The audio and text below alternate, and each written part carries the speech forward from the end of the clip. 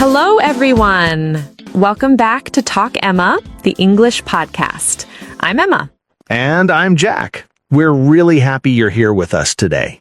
Before we start, quick reminder, if you enjoy learning English with real conversations, don't forget to like this episode and subscribe to our channel.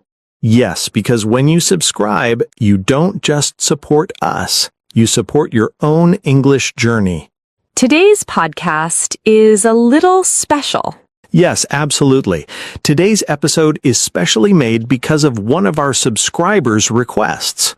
And if she's watching right now, she'll definitely know exactly what we're talking about. Thank you so much for sending your request. Honestly, we love it when you tell us what you want to learn. Exactly. Because this podcast is not just our podcast, it's your podcast. So today, we're talking about something very small, but very powerful in English. Yes, 3 tiny words, but they confuse almost everyone. Be, been, and being. When beginners hear these words, they panic. They think, oh no, grammar. But relax, today there is no grammar stress. No rules on the board. No boring definitions. Just conversation, real life, easy English. And by the end of this podcast, you'll feel more confident. Not perfect, but confident. And confidence is more important than perfection. Always. Okay, let's start very softly. Yes, slow and easy. Tell me something. When you were learning a new language, did you feel scared to speak? All the time. I was afraid of making mistakes. Same here. I remember thinking, what if I use the wrong word? What if people laugh? Exactly. And many of our listeners feel the same. So today, if you're listening and thinking, I'm not good at English. Let me stop you right there. Yes, stop that thought. You're not bad at English. You're just learning. And learning takes time. Now, let's come back to our 3 words. Be, been, and being. They look similar, They sound similar. but they are used in different moments of life. Not grammar moments. Life moments. Let's start with the simplest one. The word be. Be is like a base word. A starting point. We often use be when we talk about something in general. Or something that is not fixed yet. Let me give a very easy example. Yes, real life, please. Okay, I say, I want to be confident in English. Nice sentence. I'm not saying I am confident. And you're not saying you were confident. I'm talking about a wish. A goal. Something I want in my life. Exactly. So be is often connected to dreams. Or advice. Or instructions. For example, a teacher says, be quiet, please. Or a friend says, be careful. Or your mother says, be kind. These are not long actions. They're simple ideas. And very common in daily English. Now, let me ask you something, Emma. Go ahead. If I say, I want to be happy, is that correct? Yes, perfect. Simple English, very natural. No stress. Now, listeners, think about your own life. Say it with us. I want to be blank. Maybe successful. Maybe confident. Maybe better at English. That's be. Okay, now let's slowly move forward. Not fast. No running. Let's talk about been. Ah, yes, this one scares people. Yes, people say, Emma, when do I use been? And they look very worried. So let's calm everyone down. Been is usually connected to the past. But not just any past. It's about experience. Something that happened before. Let me give a simple example. Please do. I have been tired today. That feels natural. I'm talking about my experience. you're feeling earlier. Yes. Another example. I have been to New York. Ah, very common sentence. I'm not saying I am in New York now. And not saying I will go. I'm saying I experienced it before. So been often means I was there or I experienced it. Exactly. Listeners, this is important. You don't need to remember grammar names. Just remember feeling. Been equals experience. Life experience. Good or bad. For example, I've been nervous speaking English. Oh yes, very honest sentence. Many listeners feel that. But now, they're trying. They're listening. They're improving. And that's something to be proud of. Absolutely. Now let's talk about the third word. Yes, the most interesting one. Being. This word talks about now. Something happening at this moment. Or around this time. For example, I say, I'm being honest with you. That means right now. In this moment. Another example. I say, the child is being very quiet today. That means today, not always. But today, yes. So being is temporary. Yes. It can change, like moods or situations. Let's compare. Okay. I say, he is quiet. That sounds like a personality. But he is being quiet. That sounds like right now. Exactly. See? No heavy grammar. Just feeling. Now let's slow down again. Yes. Be, dream, advice, idea. Been, experience, past. Being, happening now. Simple. And remember, you don't need to master this today. Just understand it. And use it slowly. Even one sentence a day is enough. Before we end part 1, let me say something. Yes. Making mistakes in English is not shameful. Not at all. Staying silent is worse. Because language is for speaking. For connection. For confidence. And you're already doing great. So now that we've eased into the topic, let's talk honestly. These 3 words, be, been, being, confuse even confident learners. And that confusion doesn't come from grammar books. It comes from fear. Yes, fear of sounding wrong. People often tell me, I understand English when I listen, but when I speak, my mind freezes. And many times, be, been, being are the reason. Exactly. Because they look small, but they carry time, feeling, and meaning. So let's slow down and understand them like humans, not students. Let's start with be, but not like a classroom rule. Let's think about real life. When do we use be in daily life? Usually when we talk about hopes, advice, or future situations. For example, imagine someone starting a new job. A friend might say,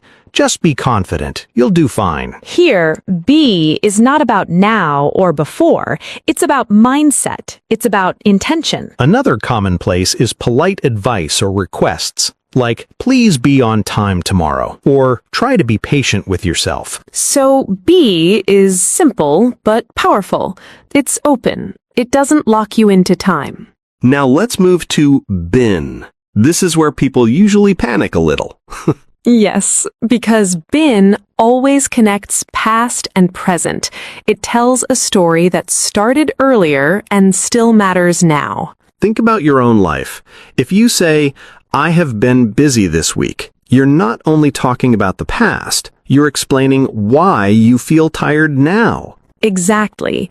Or when someone says, I've been learning English for 2 years, that sentence carries effort, time, and consistency. And notice something important. Been never stands alone. It needs support, have or has. Yes, you don't say, I've been tired. You say, I have been tired. And emotionally, been often explains a situation. It answers the silent question, why? Now let's talk about being. This one is interesting because it's very human. Yes, being often talks about behavior, especially temporary behavior. Imagine you meet a friend who is usually cheerful, but today they are quiet. You might say, you're being very quiet today. Is everything okay? That sentence doesn't judge the person. It only talks about this moment. Exactly. That's why being feels emotional. It notices change. We also use being when something is happening around us, like, it's being difficult to focus today. So let's connect all 3 with one situation. Okay, imagine someone learning English. They say, I want to be fluent one day. That's a goal. Then they say, I have been practicing every night. That shows effort.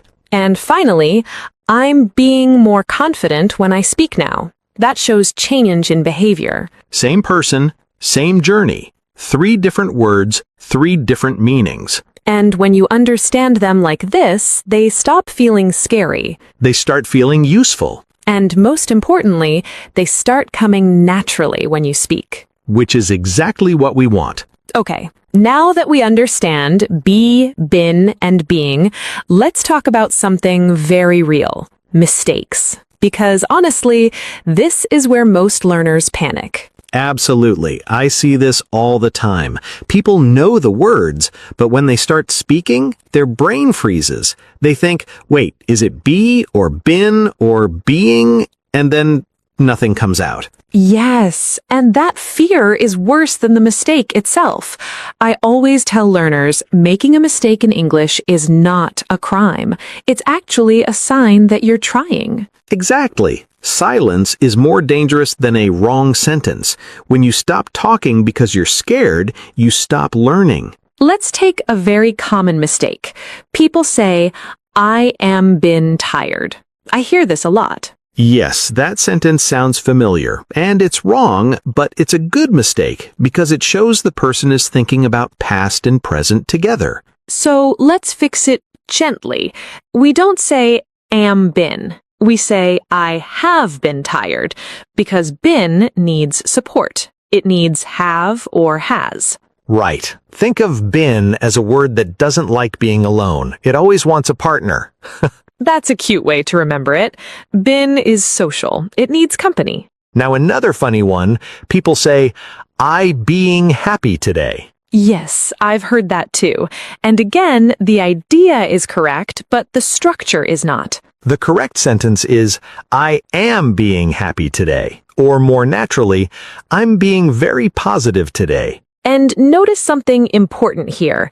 When we say being, we often talk about temporary behavior, not permanent personality. Exactly. If I say, you are being very kind today, it doesn't mean you're kind forever. It means right now, in this moment. But if I say you are kind, that's your character. That's who you are. This difference is powerful. Small grammar change, big meaning change. Let's make it even more real.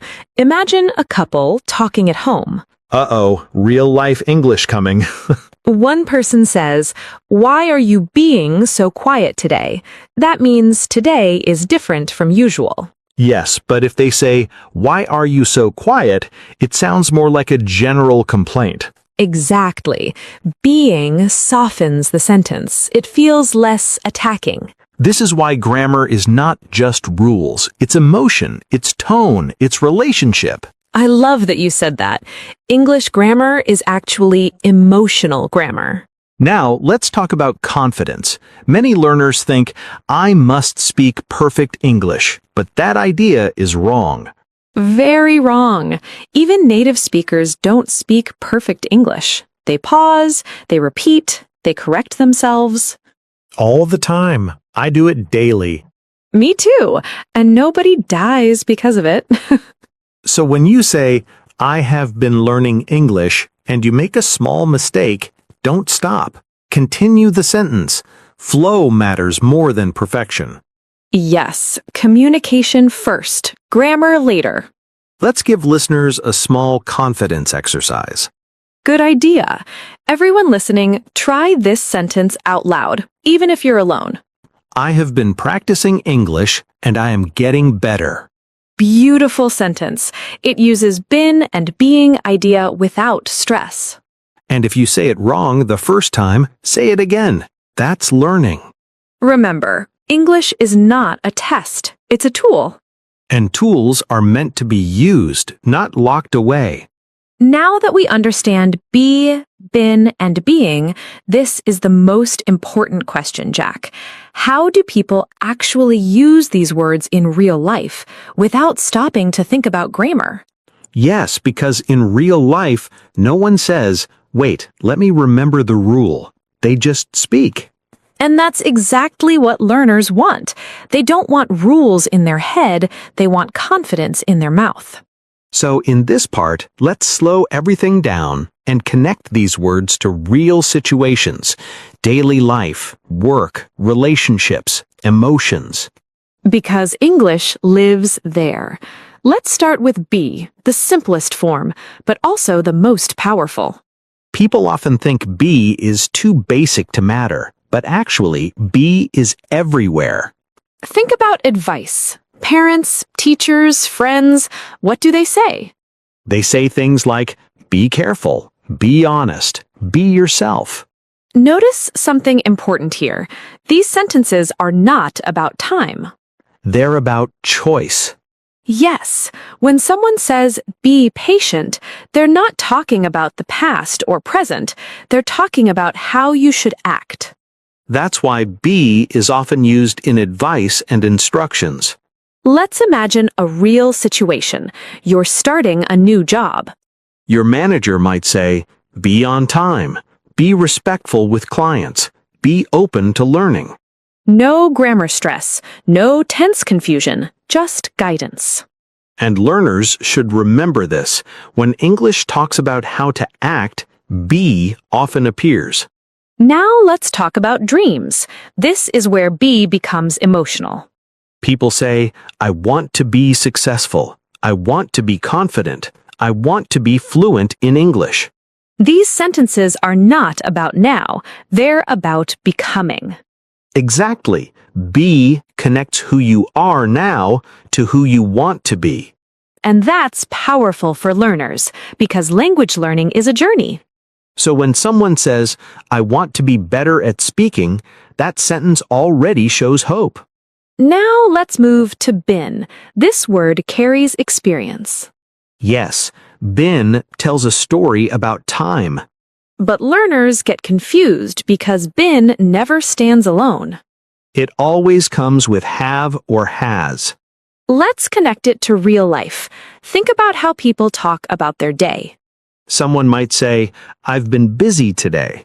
This does not mean they are busy forever. It means the day started, things happened, and the effect continues until now. Now think about emotions. I've been stressed lately. I've been feeling tired. I've been worried about my future. These sentences are very human. They show duration. Not a moment, not 1 second, but a period of time. Another very common use of been is experience. For example, I've been to New York. I've been to that restaurant before. This tells us something important. You went, you experienced it, and now that experience lives with you. You're not saying when exactly. Because it's not important. What matters is the experience itself. This is why been is often used in conversations about life stories. Now let's talk about being. This one is special. Yes, because being often talks about behavior. And behavior can change. That's the key word, change. Let's imagine a real-life conversation. A friend says to you, "You're being very quiet today." That doesn't mean you're always quiet. It means right now something is different. Temporary. Exactly. Being shows something happening now or around now. This word appears a lot in relationships. Yes. People say things like, "You're being rude," "You're being kind," "You're being too hard on yourself." Notice how emotional these sentences are. Because they're not labeling a person forever. They're talking about a moment. And that's important. It makes communications softer. Saying, you are rude sounds permanent. But saying, "You're being rude," leaves space for change. Now let's put be, been, and being together in one life story. Imagine someone learning English. They might say, "I want to be fluent." That's be, a goal. Then they say, "I've been practicing every day." That's been, effort over time. And finally, "I'm being more confident when I speak." That's being, change happening now. See how natural that feels? No rules spoken, just meaning. Let's quickly touch mistakes without fear. Because